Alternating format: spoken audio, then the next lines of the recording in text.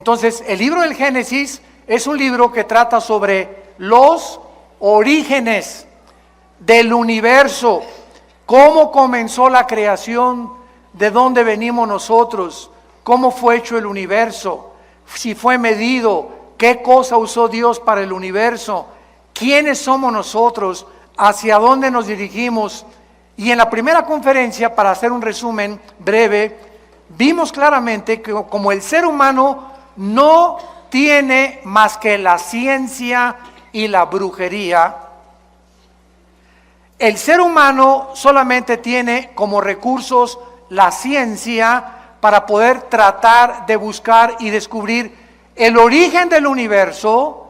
Los científicos nunca lo podrán lograr, porque la ciencia es limitada y para que sea científico tiene que ser repetitivo, tiene que ser demostrado en un tubo de ensayo, en un laboratorio. La ciencia, los científicos observan los fenómenos, toman notas y lo tienen que comprobar. Entonces es imposible que por medios naturales, es imposible el ser humano pueda decir el universo comenzó de esta manera. Y como es imposible, también se han inventado teorías, se han inventado hipótesis, como por ejemplo la teoría del Big Bang, que dice la gran explosión. Pues el universo comenzó con una gran explosión. Y cuando comenzamos nosotros a pensar, a usar la mente que Dios nos ha dado, comenzamos a preguntarnos quién produjo esa explosión. Porque la nada no produce nada. Entonces, si una explosión tuvo que tener un origen para esa explosión, ¿qué fue ese origen que originó la explosión? Número uno. Número dos, de acuerdo a las leyes de la física, la primera y la segunda ley de la termodinámica establecen claramente: nada se crea ni se destruye, solo se transforma, y el universo se encuentra en un estado de corrupción, de descomposición, de cambio. El sol está perdiendo millones de toneladas más a cada segundo. Tú estás envejeciendo celularmente, nuestro carro envejece, los edificios envejecen, el universo está envejeciendo. Hay millones de estrellas que ya han desaparecido, pero que nos sigue llegando la luz de esas estrellas, aunque ya desaparecieron. Esto lo establece la segunda ley de la termodinámica. Entonces, de acuerdo a las mismas leyes físicas, es imposible que el universo haya comenzado de la nada, porque la nada no produce nada. Entonces encontramos que las mismas leyes físicas contradicen lo que se ha especulado que es y se considera una teoría. Otra de las contradicciones tan grandes que existen, ¿verdad?, es que pues nosotros, como no sabemos quién fue primero, hombre o mujer, cómo comenzó la raza humana, pues se inventó también el pobre Carlos Darwin. Yo de veras tengo compasión por Carlos Darwin. Me acuerdo cuando leí su famoso libro, El origen de las especies. Si tú lees El origen de las especies, Darwin nunca, dile a tu maestro, aseguró ni confirmó lo que él escribió como un carácter especulativo, que nosotros éramos el resultado de una evolución fortuita y accidental. Si Darwin, escúchame muy bien, si Darwin hubiera conocido las leyes de la genética que se descubrieron hasta 1954, Darwin, creo que era un hombre honesto, no hubiera sostenido ni hubiera imaginado que venimos de los animales, que todo fue el proceso, que el camello se convirtió en un dinosaurio, la jirafa se convirtió en un león, los perros se convirtieron en tigres, los leones se convirtieron en hipopótamos. Porque en 1954, dos científicos en medicina, el doctor Watson y el doctor Crick, se les da el premio Nobel de Medicina por descubrir la hélice del ADN. En 1954 se les da el premio de Medicina por descubrir lo que es el ácido desoxirribonucleico, ADN. ADN. Muy bien. ¿Qué es el ADN? Para comprender la creación de Dios. En tu cuerpo tienes billones de células. En mi cuerpo tengo billones de células. Y dentro de cada una de estas células existe un código genético hereditario, donde está escrito en este código microscópicamente condensado como un software, para usar el idioma cibernético del siglo XXI. Tienes un software dentro de ti, y dentro de cada célula que tú tienes y yo tengo está determinado tu estatura, el color de tus ojos, el color de tu piel, el lunar que tenía tu abuela en la espalda, lo berrinchudo del carácter de tu mamá, hasta características emocionales se encuentran microscópicamente en una célula. De ahí viene la famosa clonación, que es tratar de sacar el núcleo de una célula, introducírselo a otra para reproducir a un ser humano, que es absolutamente una abominación delante de Dios. Pero gracias a esa información que nosotros tenemos, una célula de una oveja produce ovejas. Mis células jamás producirán changos. Ni las células de los changos producirán camellos, ni las de las jirafas producirán hipopótamos.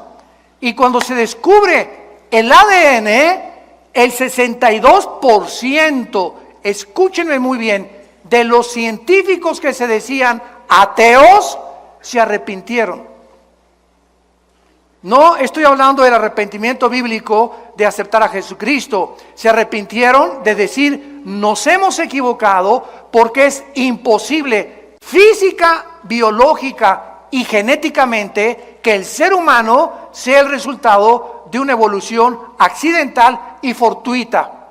¿Por qué? Porque para que haya una evolución demostrada, tiene que haber el cambio de una mutación a otra mutación. Jamás se ha descubierto una mutación de un perro a un gato, ni ha habido un cambio en los genes, ni en el ADN de un perro para que sea un gato o para que sea un rinoceronte.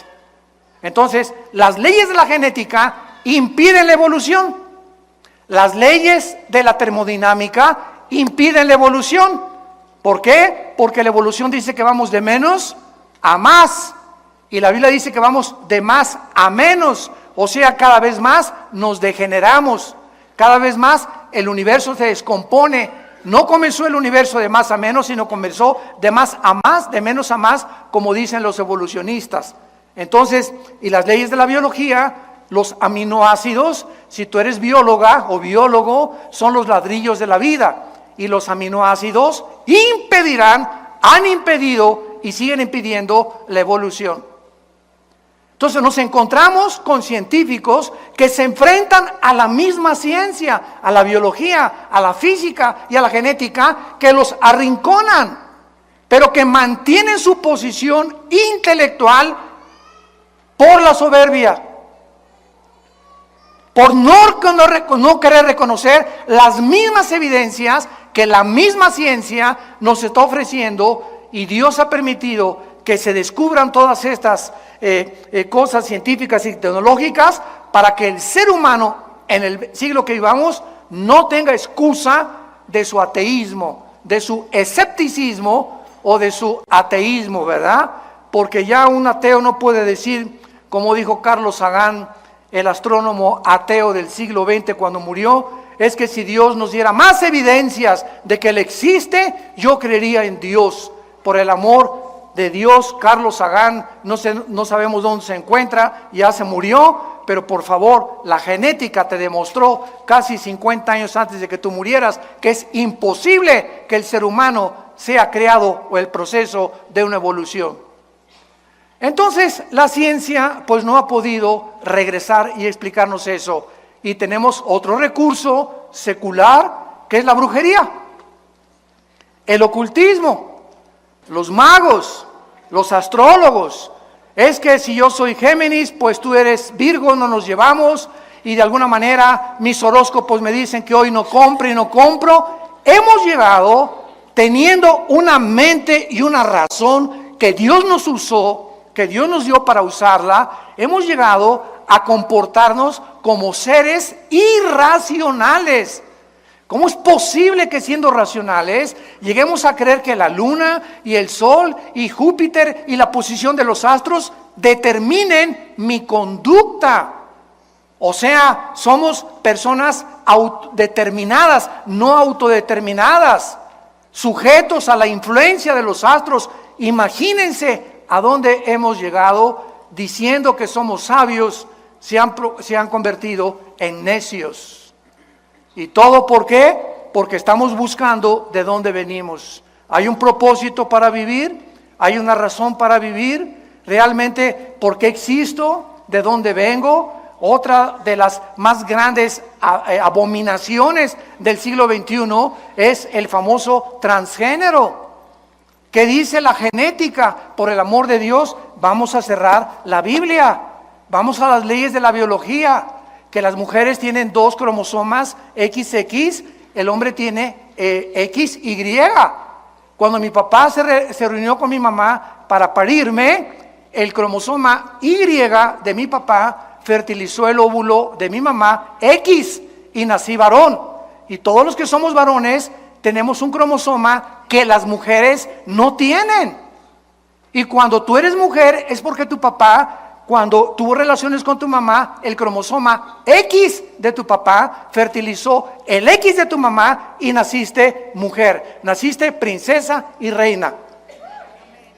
¿Cómo que no? ¿De dónde venimos?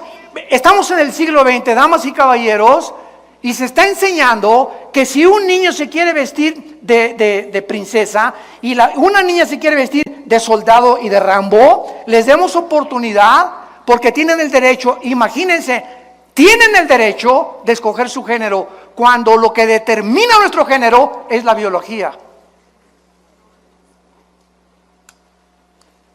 Tú eres hombre por las cromosomas que tienes y tú eres mujer por las cromosomas que tienes. Así nos diseñó Dios. Entonces, si tú quieres cambiar tu papel o los elementos cromosómicos de tu naturaleza, ¿qué estás haciendo? Atentando contra la naturaleza. Dejemos a un lado la Biblia. Estás rechazando las leyes naturales por las cuales tú fuiste creado y naciste. Y tratando de cambiar tu identidad.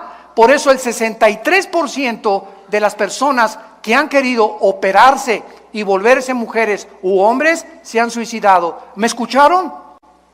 El 62%, damas y caballeros, de los que han querido cambiarse el transgénero se suicidan. No soportan después tener otra identidad, se engañaron completamente. Y hay una lucha emocional y mental impresionante. Porque dentro de tu alma tú sabes que eres hombre, tú sabes que eres mujer y quieres cambiar eso. Chocas contra la naturaleza y viene un problema mental.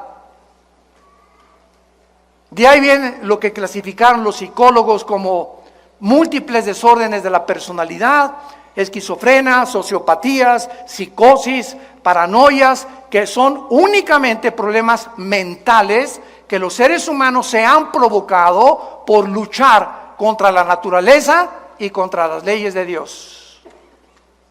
Jesús vino a darnos vida y vida en abundancia. Jesús vino a alumbrarnos y a mostrarnos que no venimos de la nada, que fuimos creados a su imagen y semejanza, que somos agentes morales responsables de nuestras acciones y que si nosotros le escuchamos y le obedecemos, vamos a conocer el significado verdadero de vivir.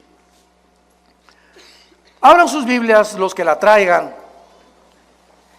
En el libro de Job, capítulo 38, y vamos a ver nosotros que hace más de aproximadamente 5,000 años, porque el libro de Job es tan antiguo como el libro del Génesis. El libro de Job fue escrito en tiempos de los patriarcas. Y el libro de Job es el libro que contiene más evidencias científicas No estamos hipotetizando ni especulando como el libro de Darwin. A lo mejor, chance y, no estoy seguro, puede que. Es un lenguaje que no es nada científico. El libro El origen de las especies, que te han lavado el cerebro en la universidad, estudiante que me escuchas, para decirte que es un libro científico. Tiene todo menos científico.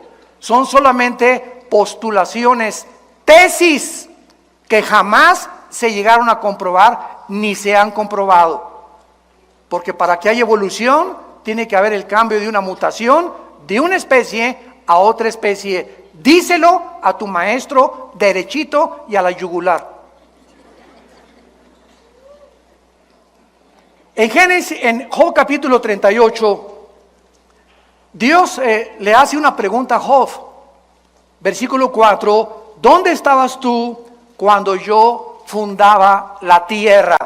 Házmelo saber si tienes inteligencia. Esta pregunta ha quedado en el aire por más de casi ya 6,000 años que el ser humano tiene sobre este planeta.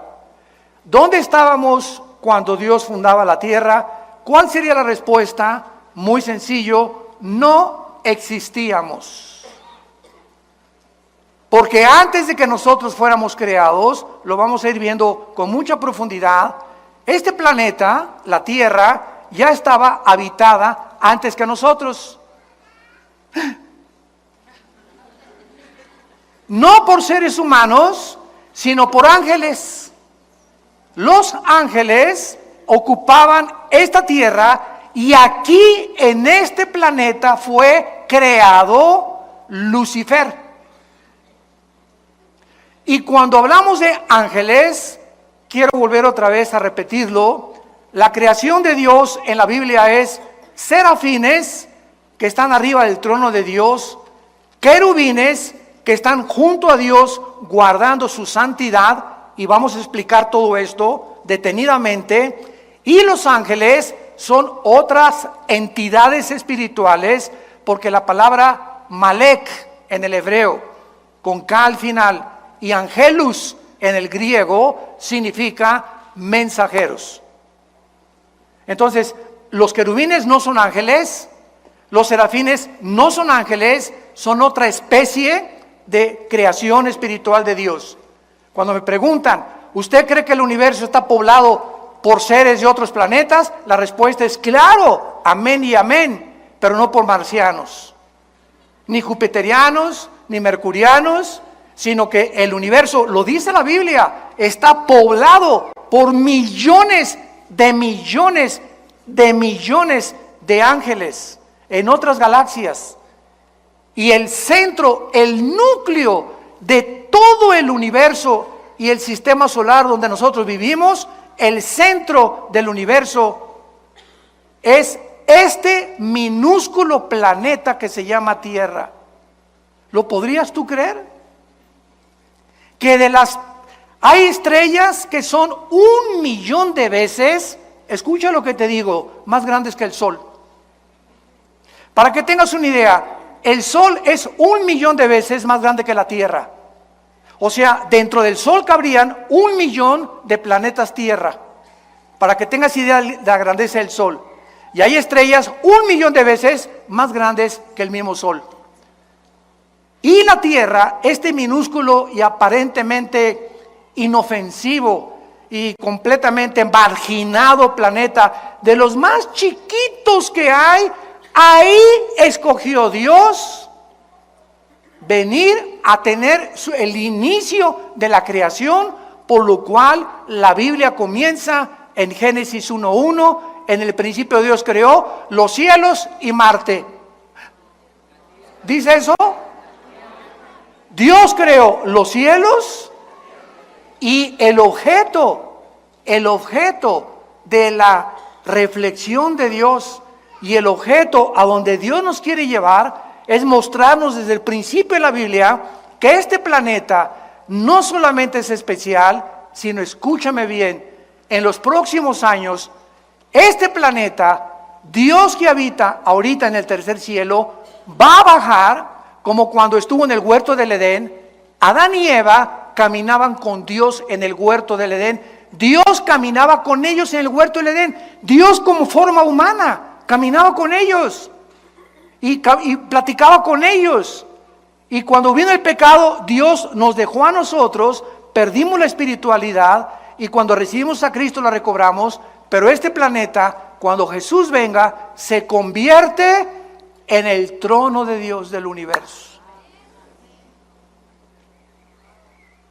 La ciudad de Jerusalén será la ciudad que Dios escogió en su soberanía, por lo cual Lucifer, Satanás, el adversario de Dios y de nuestras almas, está ocupadísimo en tratar de destruir a la nación de Israel.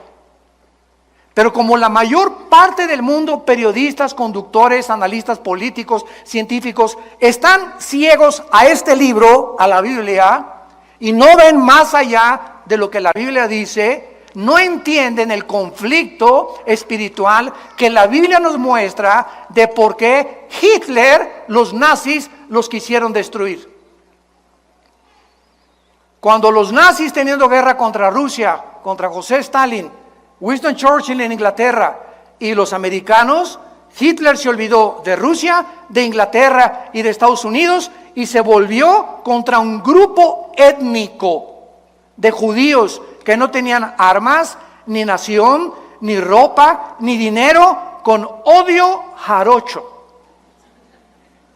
Y los escritores, se leen como 8 biografías de los nazis y de escritores que no se explican por qué Hitler odiaba y se olvidó de la misma guerra que tenía con sus verdaderos enemigos para concentrarse en acabar con este grupo étnico a través de campos de concentración y matarlos de hambre, ahogarlos en el gas. ¿Por qué? No le hacían nada. Todo el mundo se pregunta, pero ¿cuál era el enemigo que él podía percibir o vislumbrar con los judíos? Solo la Biblia lo explica.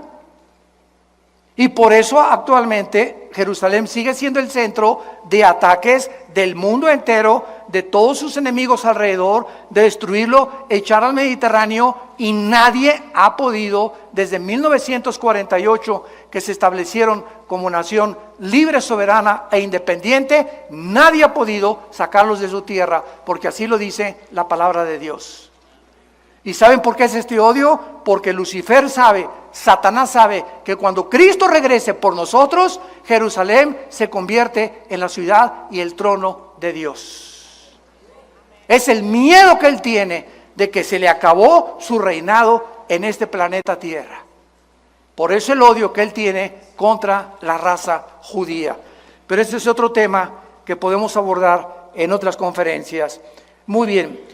Y aparte aquí en Job capítulo 38, el capítulo que abrimos, después de que Dios le pregunta a Job que dónde estaba, y Dios cuando hace una pregunta, su sabiduría se encuentra detrás de los cuestionamientos que nos hace para ubicarnos en la perspectiva en la que debemos estar ubicados. Ninguno de nosotros existía cuando Dios fundó el universo. ¿Cuál es el resultado? Que como no existíamos, es imposible que podamos nosotros, por medio de nuestra sabiduría, investigación científica, poder llegar a poder concluir el universo comenzó así y así y así. Tenemos aproximadamente en la ciencia 96 métodos científicos para poder deducir o investigar el origen o el tiempo de las cosas que existen. O, por ejemplo, vas a la escuela y te dicen, el universo tiene, o la Tierra tiene 13 billones de años, o 15 billones de años. Cuando un científico te dice, o un libro de astronomía te dice que la Tierra tiene 13 billones de años, pregúntate de dónde sacaron esa cantidad de años. Yo te voy a responder. De los 96 métodos científicos que existen, hay 3 que están usando que se llama, 1, el carbono 14, 2, el potasio argón y 3, la radiactividad. Muy bien, El carbono 14, que es el más aproximado para poder averiguar la edad de un fósil, de una piedra, es aproximadamente con un margen de error de 2 a 3 billones de años. O sea, ninguno de los métodos científicos son exactos, son aproximados. Muy bien, si los científicos dicen que a través de los métodos que la geología ha podido investigar, la Tierra tiene 13 a 15 billones de años, ¿no contradice la Biblia? ¿Por qué no la contradice? Porque la Biblia no dice cuántos años tiene la Tierra cuando fue fundada.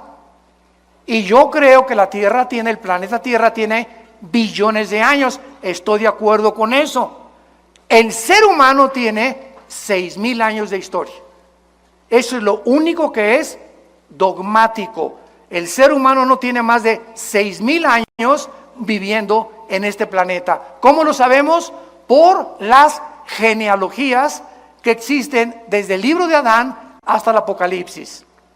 Cuando Cristo vino y apareció en el mundo, lean ustedes Lucas y Mateo y van a encontrar hijo de tal, hijo de tal, hijo de tal, hijo de tal, hijo de tal, hijo de Abraham, hijo de Adán, hijo de Adán, hijo de tal, hijo de José, hijo de María, Jesús. Yo me preguntaba cuando estudiaba teología, ¿por qué Dios nos permite todos? A mí qué me importa hijo de quién, ¿verdad? Para acabar pronto, a la mexicana, ¿no? Bueno, y a mí, digo, ¿cuál es el propósito, no? ¿Por qué la Biblia nos pone la genealogía o la descendencia de Jesús desde Adán y desde Abraham?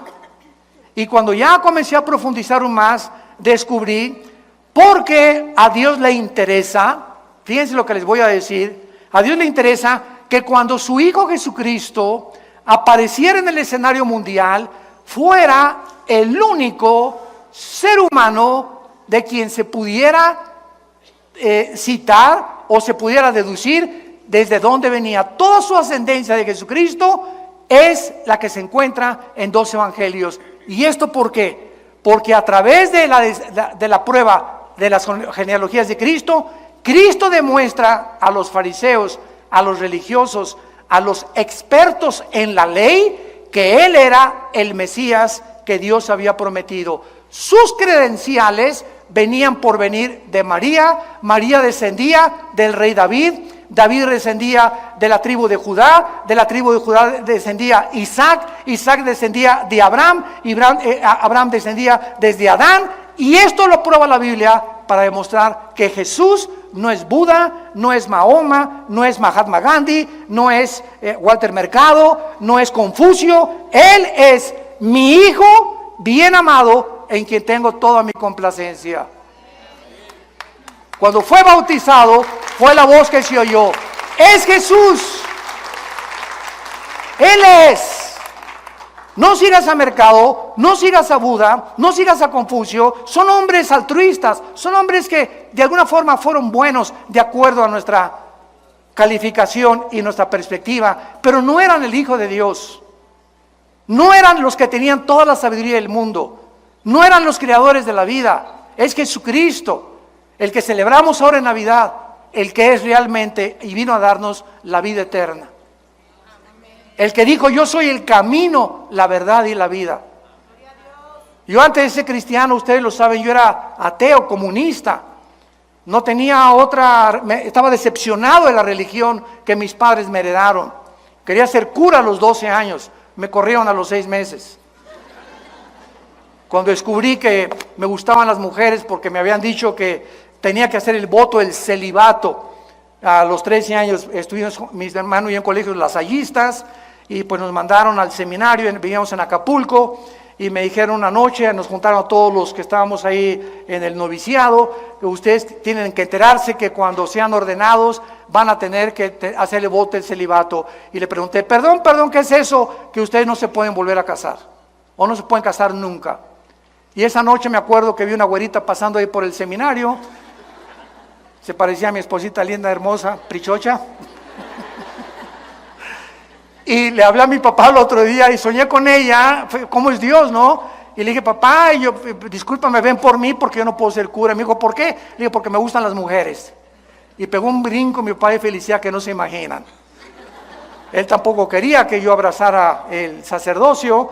Y pues me decepcioné y dije, no, aquí todo el mundo, ¿verdad? Aquí no hay verdad ni en ningún lado. Y pues nos fuimos al extremo, al comunismo, al ateísmo, al escepticismo, a luchar contra todo lo que es autoridad. El Che Guevara tenía una foto grandísima, como de 2 metros arriba de mi cama. Me ponía la boina del Che Guevara. Era la época de los 70s, los 80s, etcétera, etcétera, hasta que me encuentro con Jesús. Aquel que estaba colgado en nuestra casa en una cruz, en un crucifijo, aquel que jamás abrimos, ni mis padres la abrieron por su ignorancia, tal vez sincera, la Biblia. Cuando llegaba un cura a la casa, tenía un candado nuestra Biblia arriba del piano, y el cura tenía la llave, y él solamente al llegar cada sábado que mi papá lo invitaba a comer, la abría y nos permitía, con su permiso, leerla. Estaba vetada completamente. Hasta 1962, damas y caballeros, 1962, el Segundo Concilio Vaticano, uno de los mejores papas que ha habido, Juan XXIII, le decían el gordito bonachón.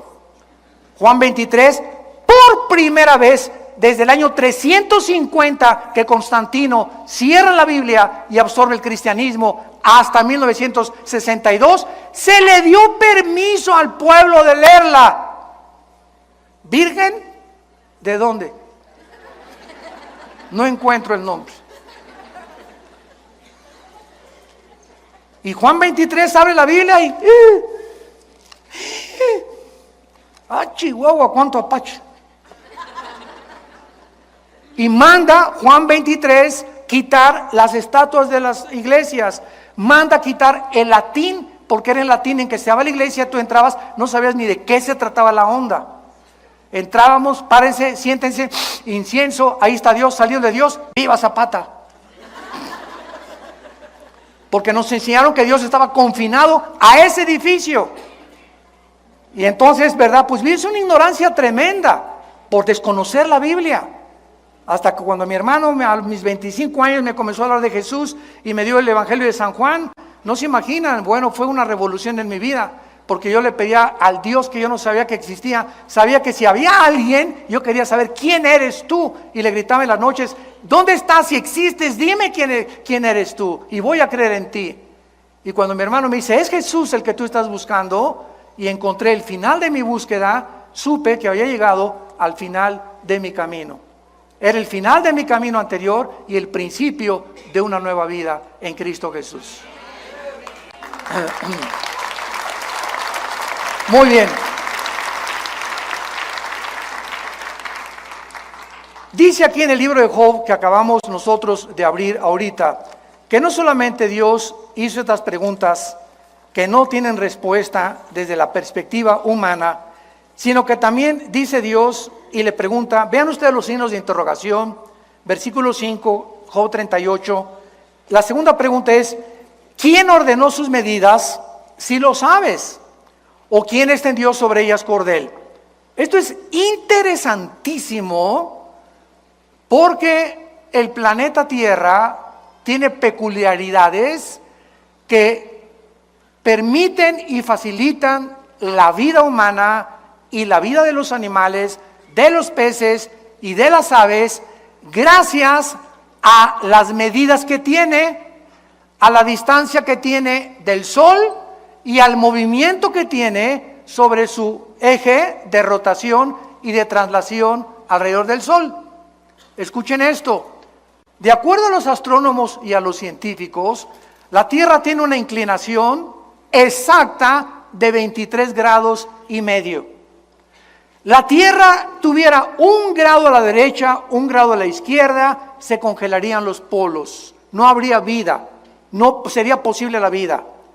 Al mismo tiempo la Tierra tiene un movimiento sobre su eje de 24 horas.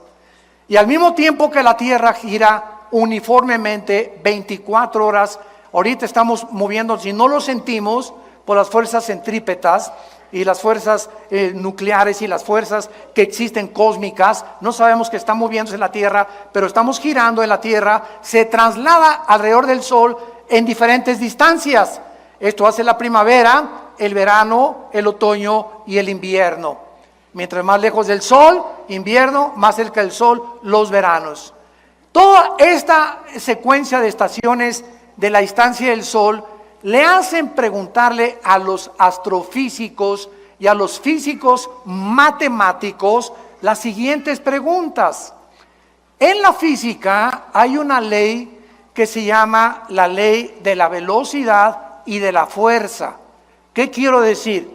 Si yo tengo una canica ahorita y le hago a la canica así, le estoy aplicando una fuerza determinada.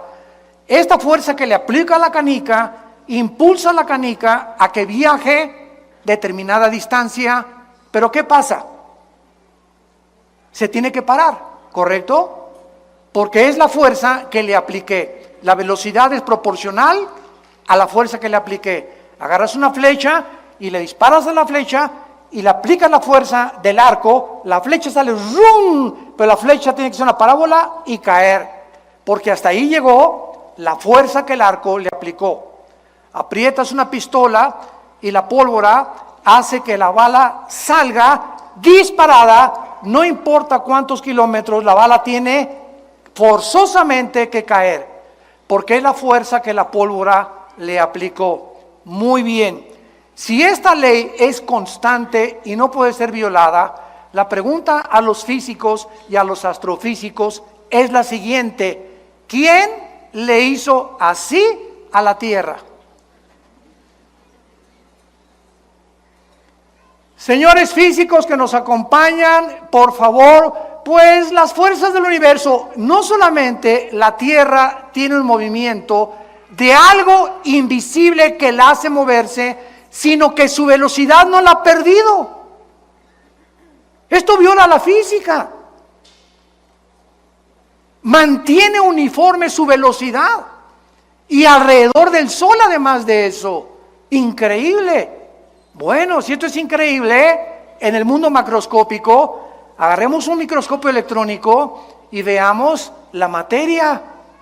Y vamos a encontrar aquí en este púlpito y en un pedazo de madera y en cualquier cosa que tenga formados átomos, que en el mundo microscópico lo que hace la cohesión, yo puedo agarrar mi mano ahorita y le hago así y me la rompo, no la atravieso porque los átomos de mi mano son más gruesos que la composición atómica que tiene este vinil o este púlpito o el cemento o la forma de materia que quieras, y encontramos electrones, protones, neutrones girando a una velocidad increíble en el mundo microscópico alrededor del átomo, y eso es lo que facilita la materia, la cohesión de la materia.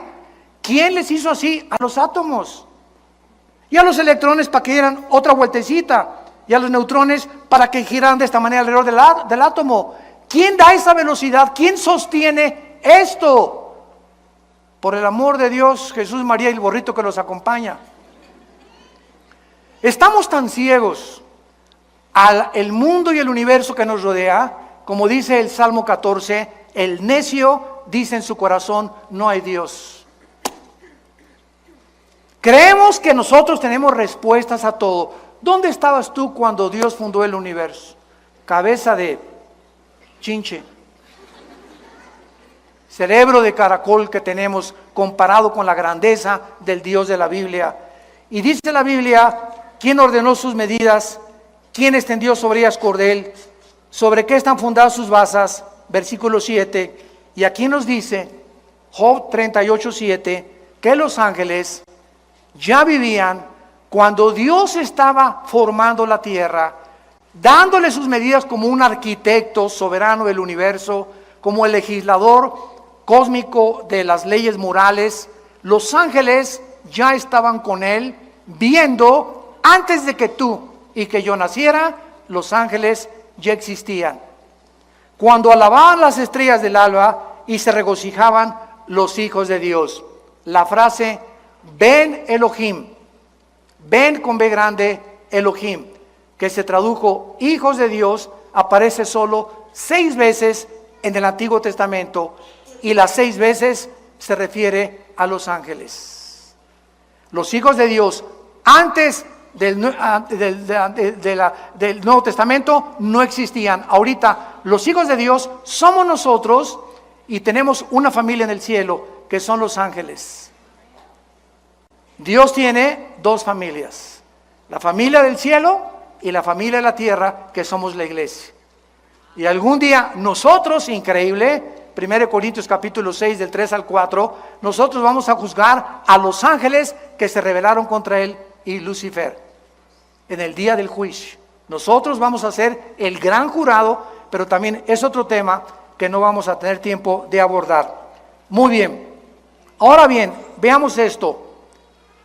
Dios, cuando creó el universo, lo creó con leyes físicas cósmicas. Gracias a que existen las leyes de la gravitación, las leyes termonucleares y las leyes de la termodinámica, gracias a que son leyes constantes, la ciencia puede existir. Si el Sol no tuviera el movimiento perfecto que tiene, ni la Tierra tampoco, ni la expansión del universo, ni lo que nos rodea, la ciencia no podría deducir nada. Pero como son leyes constantes, la ciencia existe. Y te pueden decir, va a haber un eclipse el año que entra, o va a haber un meteoro que se acerca a una velocidad dentro de 3 meses, o va a haber un eclipse de luna dentro de 4 meses, gracias a la uniformidad, a la afinación, a la inteligencia y a la sabiduría con que el universo fue creado. Muy bien, estas leyes cósmicas que existen en el universo, solo existen en el universo. Sígueme con cuidado. Antes del universo, ¿dónde estaba Dios? Yo veo así mucho humo que sale por allá. Les dije que íbamos a darnos un banquete con esto. Eso es maravilloso. Ahí me emociona compartir todo esto. Todos estos tesoros tan preciosos de la Biblia. ¿Dónde estaba Dios antes del universo? La Biblia lo dice en Isaías 57:15. Él vivía en la eternidad. Vamos a ver, ¿qué es la eternidad? Vamos a pintar aquí algo invisible arriba de mis manos. Esto es la eternidad, una dimensión desconocida. Muy bien. La eternidad no tiene tiempo. En la eternidad no existe el tiempo. No existe el pasado y el futuro, nada más el presente. Por eso Dios se revela en Éxodo 3, yo soy el que soy. El del presente nada más. En la eternidad no existe el tiempo como nosotros. Cuando Dios dice, en el principio Dios creó los cielos y la tierra, sígame con mucho cuidado, Dios en la eternidad mete un principio y un final que ya no pertenece a la eternidad, sino al primero, segundo y tercer cielo.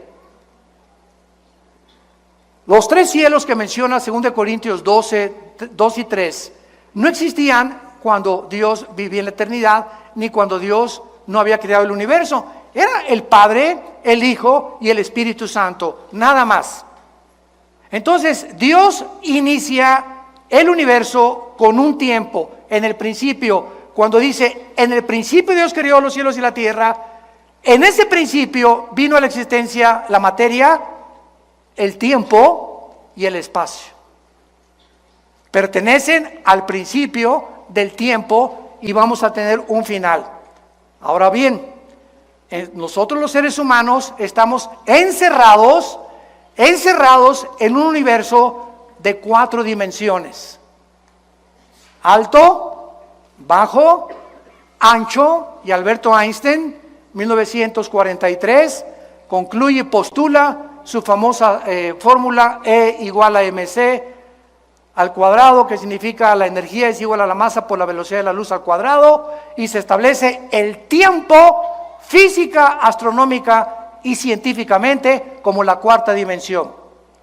Y ahora el mundo científico acepta que el tiempo forma parte de las 4 dimensiones donde tú y yo vivimos.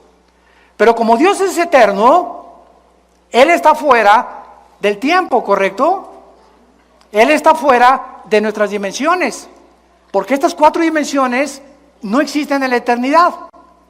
Y esta es la razón por la cual este libro que tengo en mis manos, señores ateos, escépticos y agnósticos que nos visitan, este libro que tengo en mis manos es un libro hiperdimensional. ¿Qué quiere usted decir? Lean Apocalipsis. ¿Cuándo fue escrito Apocalipsis? ¿Hace 2000 años? ¿No? ¿Verdad? ¿O no? No se queden callados, échenme porras, hombre. No me dejen solo. Claro que sí, fue escrito hace 2000 años por el apóstol Juan. Y el apóstol Juan hace 2000 años es sacado de su cuerpo y trasladado en el tiempo 2000 años y escribe hace 2000 años lo que ya sucedió y lo que no ha sucedido. Juan escribe y vi al anticristo y vi al falso profeta y cayeron las trompetas y él escribe en el Apocalipsis todo como si ya hubiera sucedido, porque él lo vio. Pero al mismo tiempo lo que él escribe antes y en el futuro no ha sucedido en el presente. ¿Cómo te explicas eso? Esto es lo que significa la hiperdimensionalidad.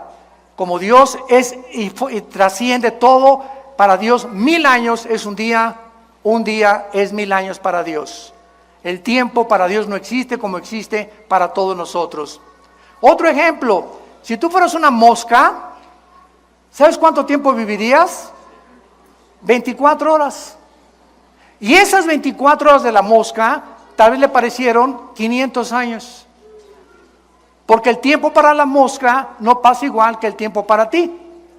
Si tú tienes un perro, nosotros tenemos 2 perros grandanés que parecen caballos, que son por cierto de mi hijo Caleb, ¿verdad? Los perros duran 10 a 12 años igual que los caballos. Yo tuve caballos y un caballo de 8 o 10 años ya está viejo. Entonces tenemos ahorita un gran danés de 6, 7 años que en equivalencia a la edad humana tiene como 60, 70 años de edad. ¿Por qué? Porque para los perros 7 años son 60 años y para nosotros, para la mosca, son 24 horas. ¿Me van siguiendo?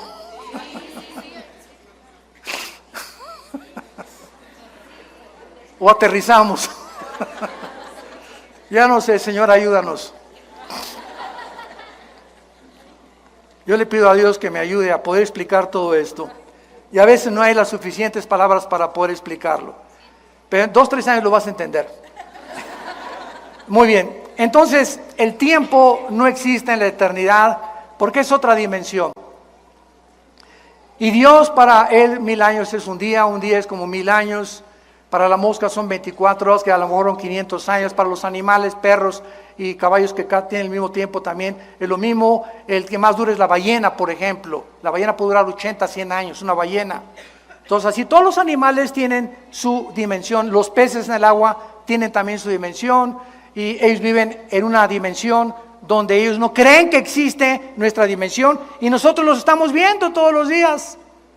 Y los peces completamente, ¿verdad?, inadvertidos, inconscientes de que hay otro mundo. Si se preguntara un pececito al otro, hola, ¿cómo estás? Y no hay, no, pues nada más aquí estamos nosotros. Y ahí viene la ballena, ahí viene el tiburón.